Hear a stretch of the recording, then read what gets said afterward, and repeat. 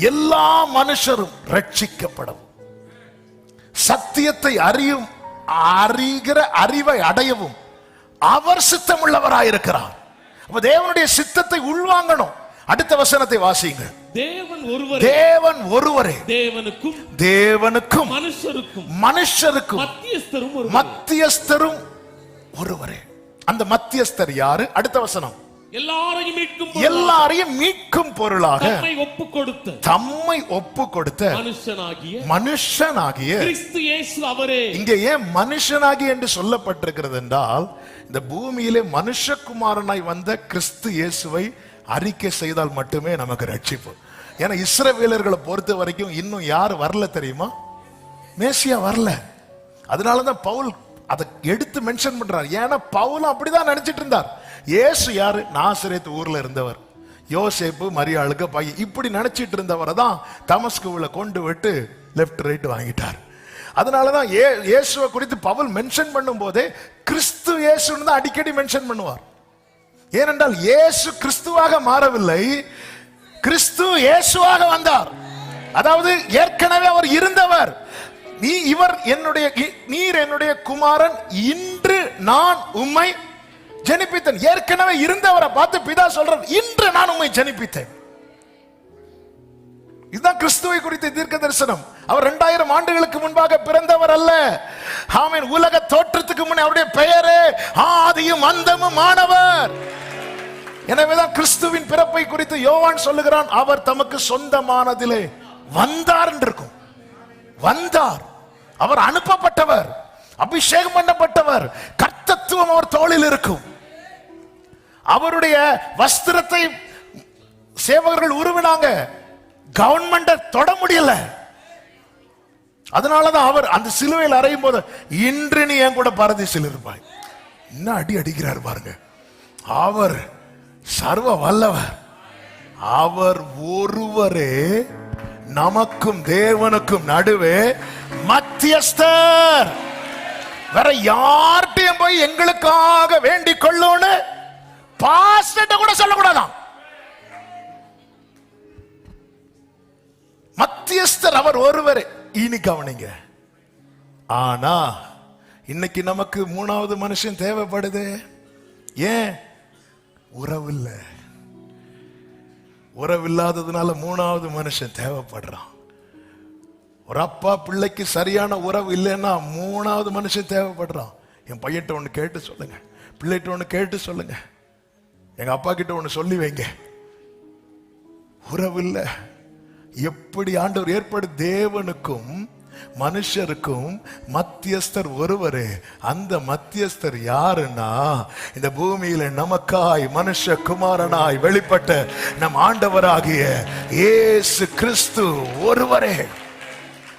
ஆனா நமக்கு இன்னைக்கு நிறைய மீடியேட்டர்ஸ் தேவைப்படுறாங்கல்ல, நிறைய மீடியேட்டர்ஸ் தேவைப்படுறாங்க. இது தேவன் விரும்பவில்லை.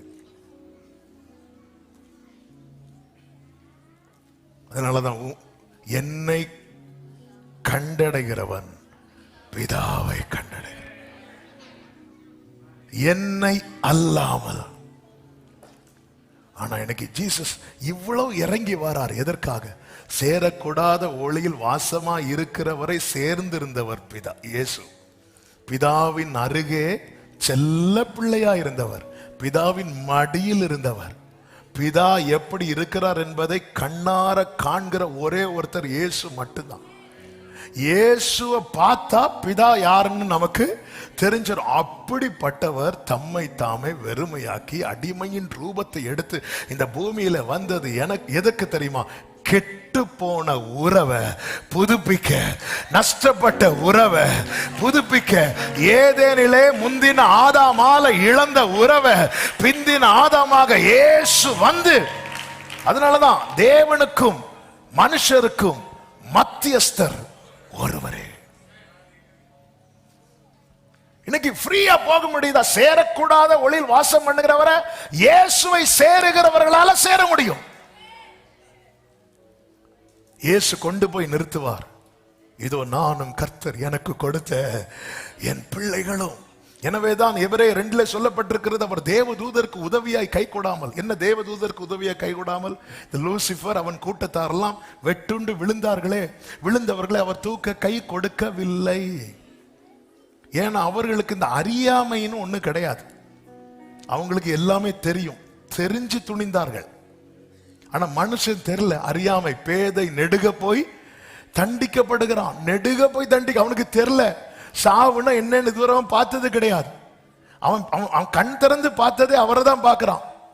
ஏதேனை சிருஷ்டித்து தமது சாயலாக உருவாக்கி, அதுவும் ஆதாம குழந்தையா கூட உருவாக்கல. வளர்ச்சி ஒண்ணும் பூணு ஊதினால் கண்ணை திறந்து அவரை பார்க்கிறான். அவன் முதல்ல பார்த்ததே அவரை தான், அவரை பார்க்கிறான். வேற ஒண்ணுமே தெரியாது. இதை புசிக்கிறதுனால நீ சாகவே சாவுன்னு என்னன்னு தெரியுமா? பாவம் என்னன்னு தெரியுமா? நிர்வாணம் என்னன்னு தெரியுமா? ஒண்ணுமே தெரியாது. அவன் நெடுக போய் தண்டிக்கப்பட்டான். கர்த்தர் அப்படி தூதனை விட்டது மாதிரி இவனை விட மனசுல. ஏனென்றால் தூதன் அவருடைய சாயலில் படைக்கப்படவில்லை, மனிதனை அவர் தம்முடைய சாயலிலே படைத்தார். இன்னும் சொல்லணும்னா, என் ஆண்டவருக்கு சாத்தான்ட்ட தோக்குறது பிடிக்கவே பிடிக்காது. ஆனா யாக்கோபிட்ட தோத்தார். நீ தேவனோடு மனுஷரோடு போராடி.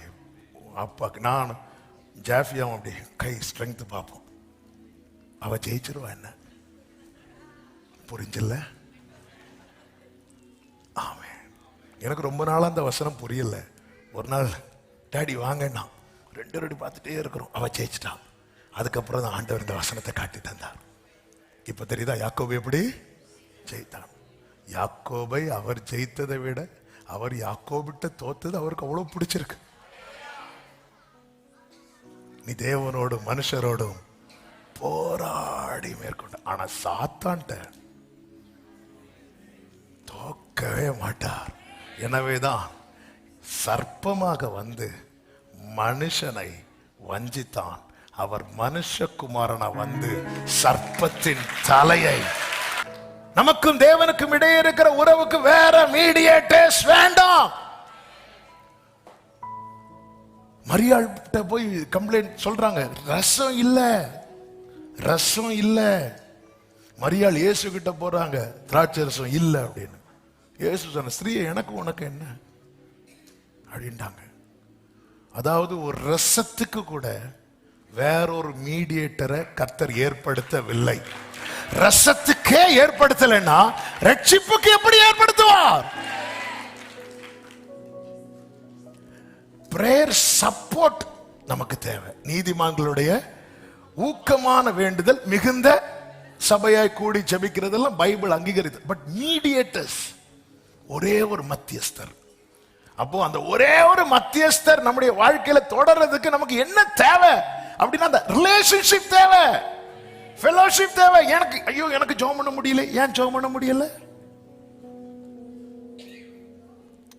ஹஸ்பண்ட் அண்ட் ஒய்ஃபுக்கு பேச முடியாத ஒரு சிச்சுவேஷன் வருது, பேச முடியல. அதுக்கு காரணம் என்ன? கரெக்ட் தான்.